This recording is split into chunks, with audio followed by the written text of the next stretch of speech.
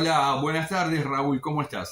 Muy buenas tardes, ¿cómo están ustedes esta tarde? Y esta tarde, bueno, está un poco plomizo el cielo, pero eso no quiere decir de que esté plomizo el panorama político. El económico te podría llegar a decir que sí, pero bueno, vamos a la materia específica en donde la idoneidad tuya emana. A ver, ¿cómo estás viendo a pocos días, diríase, de la presentación de lista el panorama político? ¿Y qué es lo que te está diciendo? ¿Qué estás despuntando? Bueno, vos sabés que en los estudios de opinión pública no existe ningún método que te permita predecir quién va a ganar las elecciones el próximo domingo si el próximo domingo no hay elecciones. Entonces, con el estudio de la opinión pública, y yo te voy a reflejar los resultados que obtenemos en estudios de opinión pública, eh, es aún más difícil generar escenarios artificiales. Vos tenés muy concretamente, hay tres bloques que se van a presentar con posibilidades. Uno es La Libertad Avanza, tiene un solo candidato, Javier Milei. El otro es Juntos por el Cambio, tiene dos candidatos, Patricia Bullrich y Horacio Rodríguez Larreta.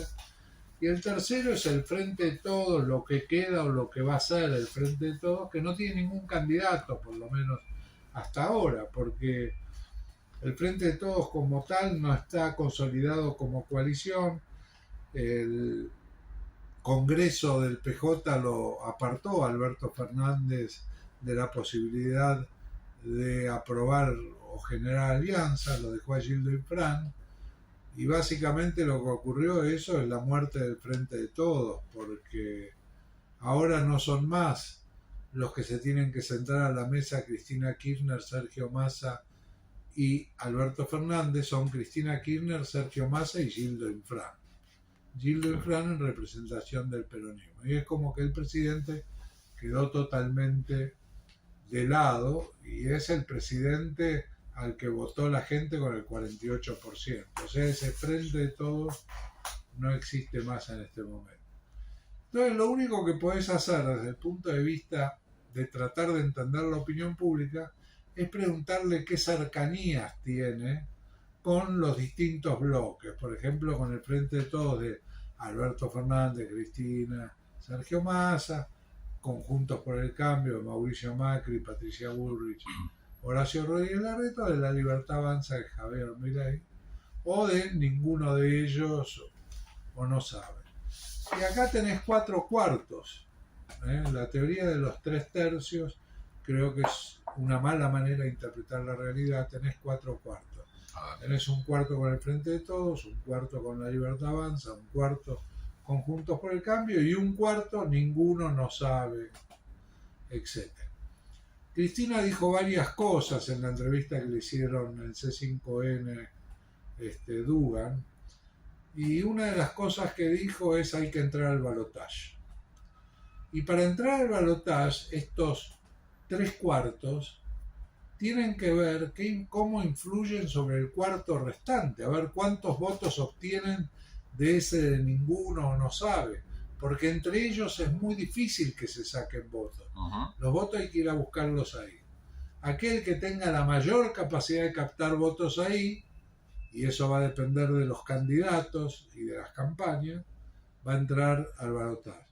Aquel que tenga la menor capacidad o la incapacidad de captar votos ahí, ya sea porque los candidatos no prenden o porque la campaña es muy mala, va a quedar afuera del balotaje. Ese es el escenario. Cuando vos vas por candidatos hoy, indudablemente el candidato que a nivel individual, en una situación en que los espacios están parejos, más mide Javier Milei, porque es el único candidato de ese espacio. Los otros dividen o no tienen candidato.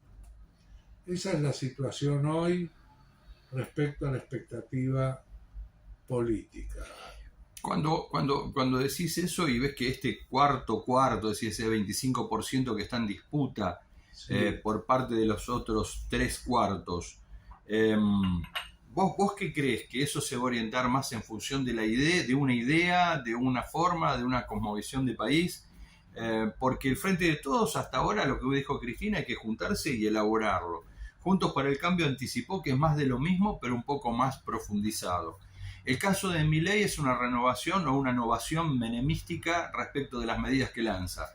Entonces, ¿dónde ves vos el humor de la población hoy ubicado y qué es lo que anhela? Según tus últimos estudios, tus últimas mediciones, ¿hacia dónde se podrían orientar? Bueno, indudablemente cuando fueron las elecciones en el 2019, que Alberto Fernández saca 48%, Javier Milei tenía 0. Claro. No existía Javier Milei. Hoy Javier Milei comparte el podio. Está con los otros dos palo a palo. Vos me decís respecto a las ideas, el único que ha tirado propuestas ha sido Javier Milei. Algunas de esas propuestas nosotros las hemos estudiado mucho con Sheila Wilker en grupos focales con gente con voto prospectivo, es decir, lo que va a votar. Sí. Gente que va a votar Frente de Todos, gente que va a votar Juntos por el Cambio, gente que va a votar a Javier Milei. Y la condensación de eso es, mirá, en el caso de Milei tenés propuestas debatibles y propuestas delirantes. Delirantes, compra y venta de órganos, compra y venta de bebés. Debatibles, eliminar el Ministerio de la Mujer, dolarización, etc. Y la gente habla de las propuestas de Milei, porque Milei tira propuestas. Los otros hasta ahora no tiraron propuestas. No hay una propuesta concreta, vamos a hacer tal cosa. No. Dicen, no, la dolarización no se puede hacer. Y entonces, ¿cómo se va a controlar la inflación? Nadie tira una propuesta. Yo creo que no se puede dolarizar, pero me gustaría saber cómo se va a controlar la inflación. Cuando hablan del Ministerio de la Mujer, en realidad lo que se está hablando es de que hay un exceso, hay 20 ministerios en la República. Es un exceso y la gente, increíblemente, la propuesta que más aceptación tiene es la de la eliminación del Ministerio de la Mujer y del INADI. Vos fíjate el INADI, que como organismo conceptualmente es tan importante, decime un caso en que el INADI haya sido jugador importante en un hecho de discriminación. Nunca. Bueno, la verdad que hay que tener... El otro tema es que Milei habla de la casta. Y nosotros hemos trabajado en la identificación de lo que la gente percibe como privilegio de los políticos. Y son innumerables los privilegios. Primer punto, el más básico de todos, los políticos pueden dar trabajo. Un diputado puede nombrar asesores, puede hacer que alguien entre en la Cámara, puede hacer que un transitorio lo nombre permanente. Yo no tengo esa posibilidad. Segundo punto, ¿quién fija los sueldos de los políticos? Los políticos. Yo no fijo mi propio sueldo. ¿Cuánta gente tiene la capacidad de fijar su propio sueldo? Pues desde el punto de vista de los trámites, los políticos no hacen cola. Si a un político se le corta el agua en la casa, enseguida sabe a quién llamar en la empresa de aguas para que venga una cuadrilla y se lo solucione. Y uno se pasa marcando, diciendo marque 1, marque 3, la boleta de agua. Digamos, la vida del hombre común es mucho más difícil que la vida de los políticos. Y el hombre común, ante eso, está mirando a Javier Milei. O sea, digamos, une propuesta con personalidad del candidato, perfil, o solo la propuesta. La forma es, el estilo. No, la forma también. Yo no sé si Milei, yo no lo conozco personalmente, pero no sé si Milei es personalmente así como aparece en los medios. Me cuesta creer que sea así. Un poco más aplacado. Yo te digo que mi experiencia dentro del Congreso es verlo caminar con cierta tranquilidad. En algunas sesiones ha tenido esas irrupciones, sí, cuasi ahí está actuando públicamente. claro, de terremoto, donde dice, bueno, ese es un personaje. Ustedes son la casta. Ahora, sí, claro. en términos de candidatura, yo no creo que tenga autoridad moral para hablar de trabajo, porque no le vi presentar un proyecto, porque él dice que no habla con nadie. En diputados es un ámbito donde el consenso es necesario para poder acompañar una ley y que la voten o que le den un dictamen favorable en una comisión y por lo tanto después convertirlo en ley, que tendrá que también salir de diputado e ir a senadores. Pero también hay un tema que me parece que Milei la está pifiando. Es decir, él no está con la casta, pero cobra el Estado. Y lo que regala es la plata que le da el Estado en concepto de diputado. Como diputado no presentó proyecto, no va a algunas comisiones y ha faltado también en el recinto. Por lo tanto, hacer, digamos, beneficencia con dinero ajeno es fácil y enojarse con los que le pagan parece que también. Bien, el hecho es que Milei está en el poder. Claro. El hecho es me Exacto. preguntaron el otro día una empresa inversora de Estados Unidos respecto a las posibilidades, pero ¿existe alguna posibilidad de que Milei sea presidente? Y sí, existe una posibilidad de que Milei sea presidente. Existe. Bueno, vamos a ver cómo llegamos a las elecciones. El Frente de Todos tiene que definir todo. Hay una puja muy grande, Axel a la nación, Axel a la provincia. Yo creo que un poco forma parte de poner en valor a Axel, digamos. Todo el mundo pide que vaya a la nación, todo el mundo de su sector, mientras Sí. él está haciendo campaña en la provincia. A lo mejor es una estrategia para ponerse en valor e ir a la nación con más unanimidad que la que habría hasta el momento. Por otro lado, Daniel Scioli quiere ser candidato, Agustín Rossi quiere ser candidato, Claudio Lozano y Juan Grabois quieren ser candidatos.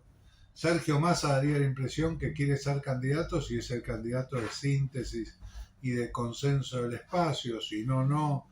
Ayer corrió la versión de que el próximo Congreso del Frente Renovador nominaría a Gustavo Sáenz, el gobernador electo en Salta, para ser candidato a presidente. Claro. Bueno, la situación es de profunda incertidumbre. Te tiro algo vinculado con esto último que decís. Salió esta mañana Nicolás Kreplak a decir de que Kicillof no es un hombre para ser pensado, digamos, en un proyecto tan general o global o amplio como lo es el kirchnerismo, solo en términos regionales o provinciales. Esto es lo que dejó picando hoy a la mañana, por lo cual, digamos, me parece que es bastante claro lo que decís. ¿Y cómo va a pegar? ¿Cómo crees que va a repercutir eso hacia adentro del frente de todos? No, bueno, una cosa es lo que pasa en el kirchnerismo y la cámpora y otra cosa es lo que pasa en una alianza, se llame como se llama. Imagino que abandonarán el nombre del Frente de Todos. Y van a tener que buscar el acuerdo del PJ, que ahí está Gildo Infran, y Gildo Infran va a hacer lo que considere que es mejor para el peronismo, digamos. Ni la cámpora, ni el kirchnerismo, ni el albertismo, ni el masismo. Va a pensar en el peronismo. Entonces hay que ver qué sale de ahí. Por otro lado, el jueves primero es posible que la Corte se expida definitivamente sobre el caso San Juan, Tucumán y por el caso Formosa. También veremos qué pasa ahí. La semana siguiente o la otra, depende con qué celeridad la armen, va a ser la reunión de gobernadores en el CFI, el Consejo Federal de Inversiones.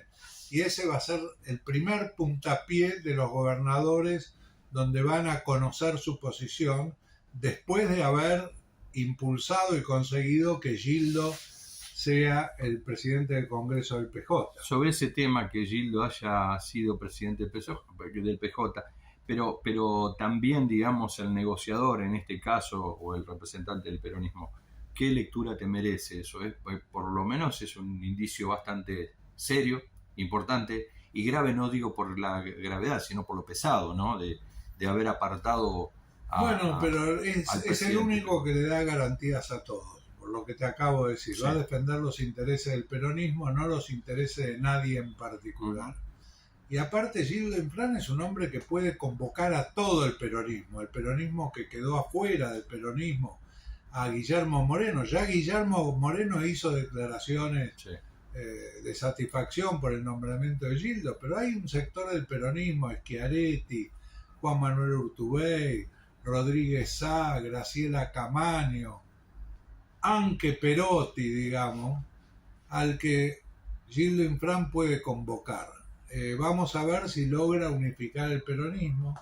El peronismo, cuando estuvo unido le fue bien, cuando no estuvo unido le fue mal, y en este momento está ante una situación muy difícil, digamos. Está culminando un gobierno que deja al país con un porcentaje muy alto de pobreza, con un porcentaje muy alto de inflación y mucha informalidad, mucha economía informal. Así que vemos cómo procesa la gente, los electores, estas variables. Nunca se dio el caso que un gobierno con 50 o más de inflación sea reelecto. Veremos esta situación, qué es lo que pasa y a quién hacen responsable de la situación en que vivimos. Final abierto. Yo creo que en este momento es totalmente abierta, hay que esperar que se alineen las fuerzas, hay que ver en Juntos por el Cambio si prevalece Patricia Bullrich o Horacio Rodríguez Larreta, porque eso significa generales totalmente diferentes, tanto para ellos como para quien los tiene que enfrentar, y en función de eso, cuando se establezcan quiénes van a jugar en la general, ver qué posibilidades hay que el tema se resuelva en primera vuelta o si es inevitable el balotaje. Muchas gracias, Raúl Timerman. No, al contrario, gracias a ustedes, mucho éxito.